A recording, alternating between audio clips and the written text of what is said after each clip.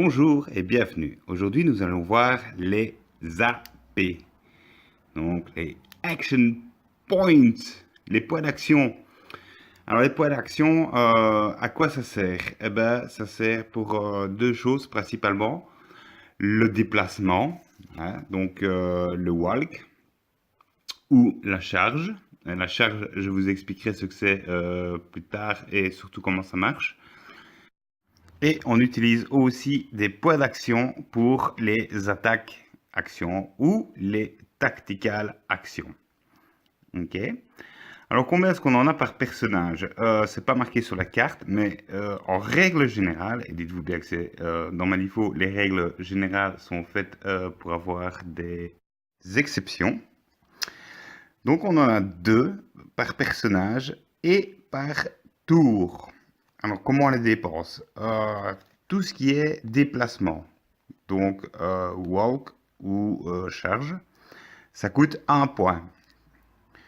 Maintenant, en ce qui concerne les attaques ou les tactical actions, ça c'est défini. En fait, devant le nom de l'attaque ou le nom de la tactical action, il y a en parenthèse un chiffre. Prenons pour exemple la première attaque de Dr. Grimwell. L'attaque se nomme le Skull Swow.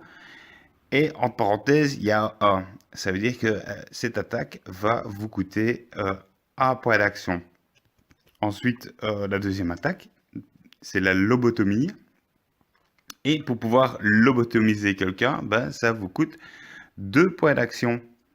Ça veut dire que vous ne pourrez plus rien faire en dehors, bien entendu, de vos abilities, puisque les abilities ne coûtent rien. Hein, ce sont les habilités de vos personnages. À chaque tour, vous pouvez les utiliser. Mais bon, ça, naturellement, il faut lire ce qui fait écrit. En ce qui concerne toutes les attaques, les tacticales, actions, ça se trouve au dos de la carte des stats. Les abilities se trouvent à l'avant, en dessous de la carte. Donc, voilà, comme ceci. Alors, vous vous dites, bah oui, logique, on a 2 points d'action par personnage. Donc, forcément, les attaques, toutes les actions coûtent entre 1 et 2. Eh ben non, c'est là que vous vous trompez. Puisque, prenons ici l'exemple de Angel Eyes. Angel Eyes, elle a une attaque action qui s'appelle le Sidern. Et le Sidern, entre les parenthèses devant, eh ben, c'est un nul, un 0. Ça veut dire en fait que cette action, cette attaque ne coûte absolument rien. Donc, on prend toujours l'exemple de Angel Eyes.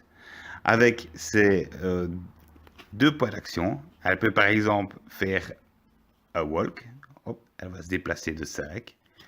Et ensuite, donc elle a dépensé aussi 1 point d'action. Deuxième point d'action, elle fait une attaque. Hein, soit la première attaque, Teeth and Blicknate Claws. Ou la deuxième attaque, Snapshot Rifle, qui coûte toutes les deux 1. Donc c'est à dire que là, boum, elle n'a plus de point d'action. Mais elle peut encore faire le Sidern. Voilà.